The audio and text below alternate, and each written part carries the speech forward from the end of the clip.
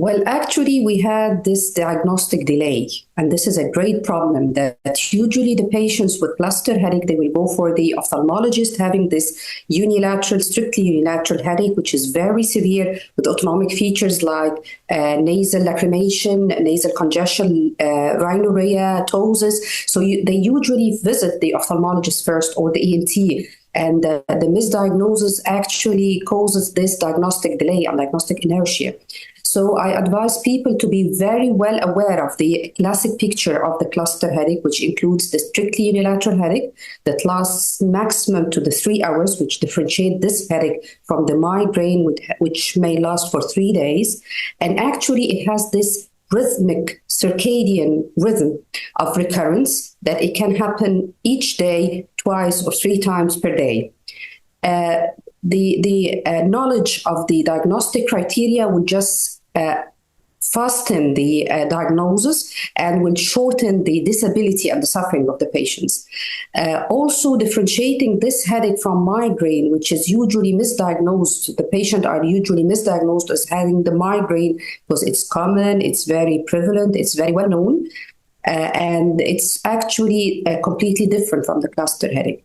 The other point is when we are facing patient with a primary headache disorder, as by the guidelines, we have to do imaging when we suspect secondary headaches. And this is very important in cluster headache attacks. So if we have this patient, the male patient in the 20 to 40 years old with this strictly unilateral headache and the autonomic features on the same side of the headache, we have to do imaging, specifically MRI. And sometimes we can use also the functional imaging, because if we go to the etiology, usually we have this evidence that the hypothalamus, especially the posterior part of the hypothalamus, is involved in this type of headache. So we have to rule out the secondary causes and the affection of the pituitary or the hypothalamus as a secondary cause of a primary headache. The neurotransmitters play a role in the pathogenesis of the cluster headache. And that's why when we are questioning a patient with unilateral headache, we have to ask, when does this happen in the day? If this have a circadian rhythm.